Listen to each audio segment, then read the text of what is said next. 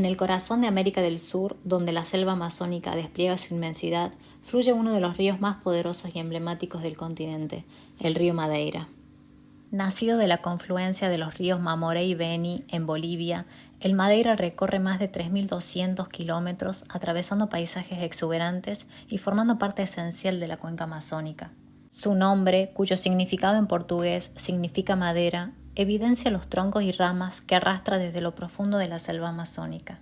A lo largo de sus más de 3.200 kilómetros de recorrido, el Madeira atraviesa diversas unidades geográficas, desde las tierras bajas tropicales bolivianas hasta las planicies amazónicas brasileñas, pasando por zonas de selva húmeda, bosques ribereños y áreas de transición ecológica.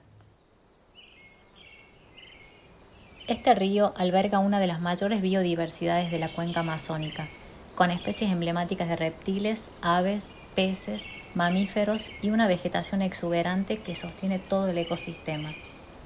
A lo largo de su extenso recorrido, el río Madeira no solo enlaza geografías diversas y culturas ancestrales, sino que, al serpentear por la selva amazónica, también articula economías locales profundamente vinculadas al agua, al bosque y a la historia de la región. Portobelo, capital de Rondônia, es un centro logístico clave en la Amazonía occidental. Su economía se basa en el comercio fluvial, la extracción de madera, la agricultura mecanizada y la generación hidroeléctrica.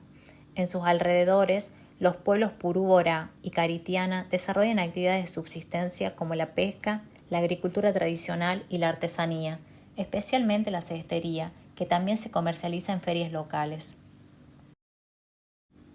Manicoré, en el estado de Amazonas, combina la agricultura familiar con la pesca artesanal y la extracción de productos forestales no maderables como el látex y el acaí.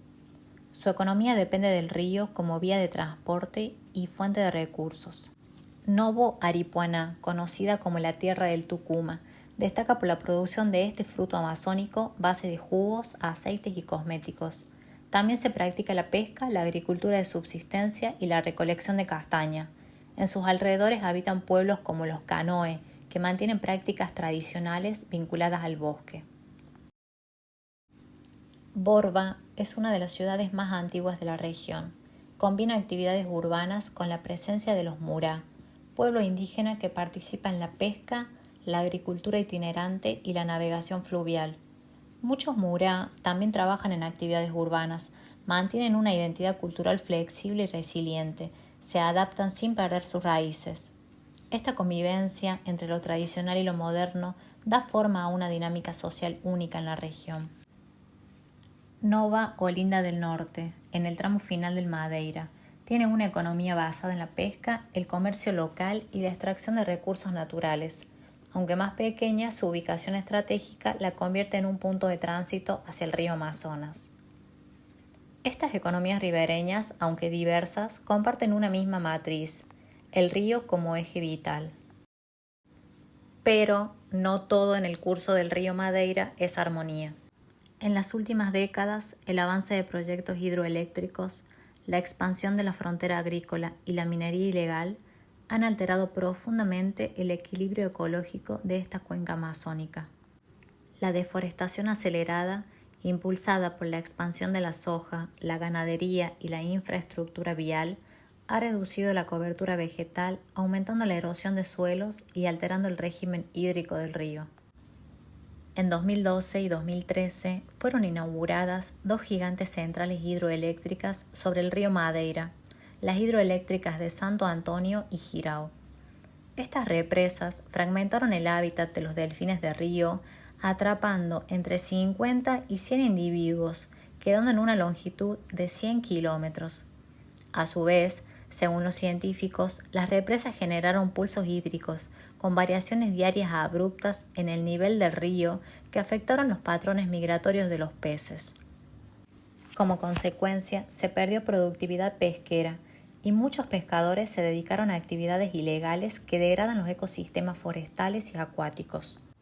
En una expedición pionera, investigadores de la Universidad Estatal de Amazonas comenzaron a monitorear la calidad del agua y la contaminación del mercurio. El río ha sido un centro de minería ilegal durante muchos años. Los mineros utilizan mercurio para extraer oro de los sedimentos del lecho del río, que generalmente se desecha directamente al agua. Si bien este tipo de mercurio no es muy soluble en agua y tiende a depositarse en el lecho, con el tiempo puede mezclarse con los sedimentos, liberarse a la atmósfera e ingresar a la cadena alimentaria a través de los peces. Las operaciones mineras en curso, que suelen realizarse con dragas flotantes que remueven los sedimentos del lecho del río, pueden acelerar el proceso de contaminación por mercurio. Esto supone una grave amenaza para la salud del ecosistema fluvial y de las comunidades locales. En el año 2024, el río Madeira sufrió su peor sequía en más de 70 años. Este evento extremo afectó profundamente a comunidades ribereñas como Borba, Humaitá y Nova Olinda del Norte, dejando al descubierto bancos de arena donde antes fluía un caudal imponente.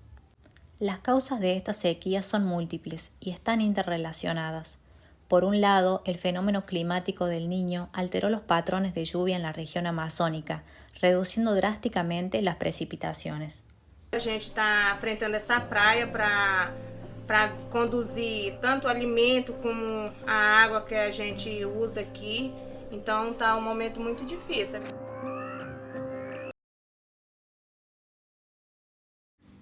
Por otro, el cambio climático global, impulsado por la emisión de gases de efecto invernadero.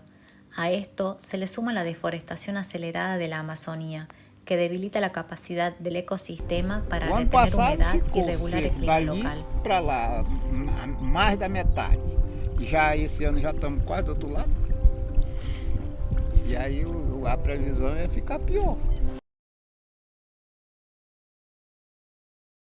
Muchas comunidades quedaron sin acceso a agua potable, alimentos o transporte fluvial, lo que generó una crisis humanitaria silenciosa. Además, la sequía favoreció la propagación de incendios forestales. La sequía del Madeira no fue un hecho aislado, sino una señal clara de que el equilibrio climático depende de decisiones colectivas, tanto locales como globales. Cada sequía, cada crecida, cada silencio de sus aguas nos habla de lo que estamos haciendo y de lo que aún podemos cambiar. Cuidar el Madeira es cuidar la Amazonía, es defender la biodiversidad, los pueblos originarios y el equilibrio que sostiene la vida en el planeta, porque cada gota que fluye por su cauce lleva consigo una parte del futuro, y ese futuro también depende de nosotros.